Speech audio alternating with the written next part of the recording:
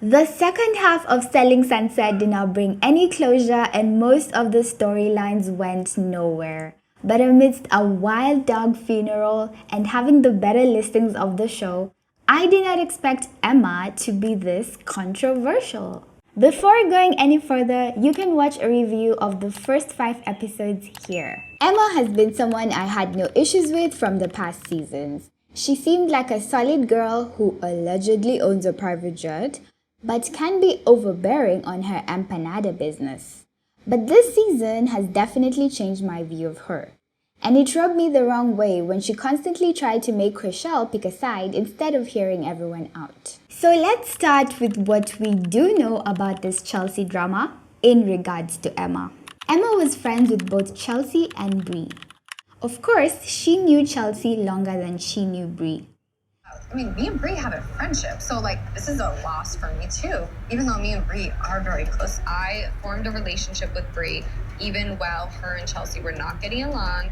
But Brie says that she was closer to Emma than chrishell. Brie gave both chrishell and Emma a heads up before filming with Amanda. Rumors were that Brie initially told Emma first. To what extent, we still do not know. Did she give them the details of their meetup? Emma has met Amanda before in the show. So it was kind of shocking when Emma said that Brie and Amanda had never filmed before. Brie had never filmed with Amanda until Amanda had tea on Chelsea. But she said she had no idea that's what she was going to say. Girl, you were there. You filmed with Amanda. Emma immediately sided with Chelsea and did not hear Brie out. She says that because Chelsea has kids and is the victim, she has to have her back. But Emma, don't you think it would be fair to give Brie a chance too? Emma planted the seed of doubt in Chelsea's mind. Chelsea initially respected Brie coming to her directly and giving her the info, but Emma influenced her to question if Brie was being genuine or not. What we don't know. What exactly did Brie tell chrishell and Emma while giving them the heads up? Did Brie know that the tea was actually about Chelsea's husband cheating on her? And if Nicole's accusation about Emma being a homewrecker is actually true? Because if it is, and that's a big if, then it might explain why Emma's behavior was off and she got extra defensive. She sided with Chelsea at the snap of a finger to possibly not feel guilty. I feel like Emma and Brie were the most insufferable people this season. I did not like how obnoxious Emma and chrishell were, touching and playing with the art in the gallery. Throwing away Mary's empanadas because empanadas are her thing. And Brie claiming that the reason Jeff cheated was because Chelsea was out 24/7 and she did not know where her husband was.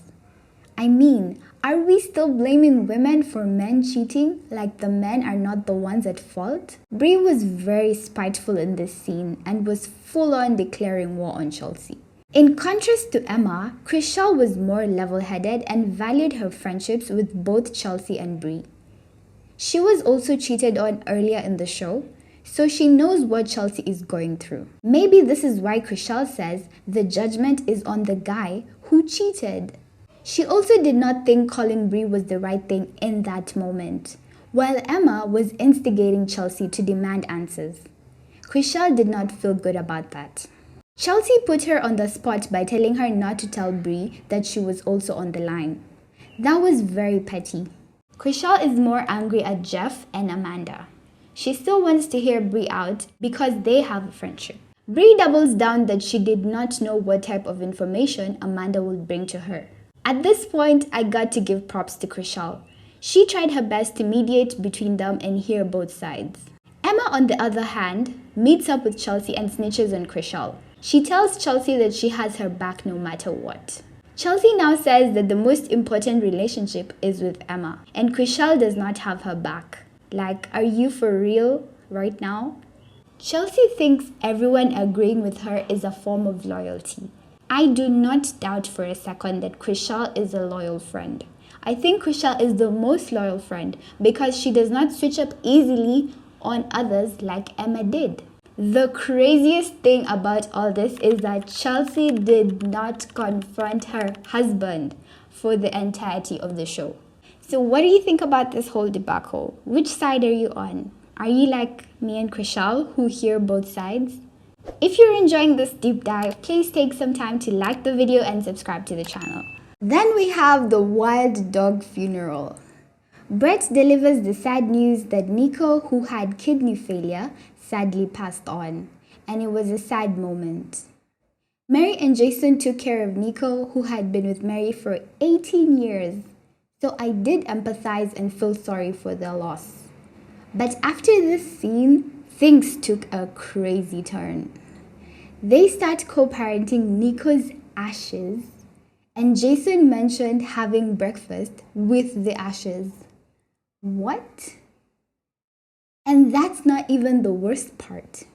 Jason and Mary get tattoos by putting Nicole's ashes in the ink. Of course, that is creepy. What better thing to distract Jason than buying a Ferrari? Retail therapy for losing a dog. These people are really out of touch. A funeral is planned for Nicole where they had montages of their entrances to the dog funeral. So extra. I've never seen this kind of attachment and dedication to a dog. I can only stan.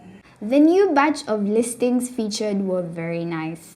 The listing that Bree shows to her ex-husband, it was kinda like a catch-up session between them, which looked like he was simping to her. Melanie's house was stunning. I loved the pool, the automated windows. Chrishell was great for being realistic with her on the pricing of her home. Mary and Jason took everyone to tour the Doheny listing, and they claim it has the best finishes of any house they have listed. It has a $1 million bathroom with inbuilt speakers. That's the perfect combo. The D'Amelio house was also beautiful, and the sexy listing that Chelsea tours with Joey. Here we have Jason meeting his employees who are also his ex-girlfriends for lunch. Nothing new. Jason got the listing to sell Kanye's house. It's basically just concrete for $53 million. And Jason says that the architect is known for the concrete. What? However, he did end up selling it. He needs to tone down on the overpricing, like on his own condos, which had to get price deduction after price deduction. Amanza had a lot going on this season. Most of her fashion choices did not bang at all. But her art is gorgeous. She's very talented. She got to showcase it on an art show and sold her art for a lot of money. But her listing got cancelled. I think she should consider going full-time with it, the art, and instead of real estate. The decision is quite obvious between real estate and art, and no one is forcing Amanza to sell real estate. I think she's just on the show for the show money. Focus on staging and art. It's a very easy choice.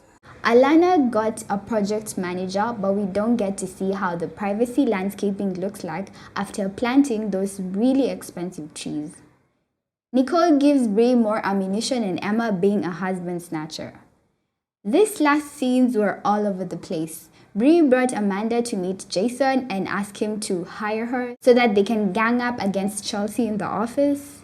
And Chelsea takes her ring off and decides she will consider buying the listing she was viewing for a client.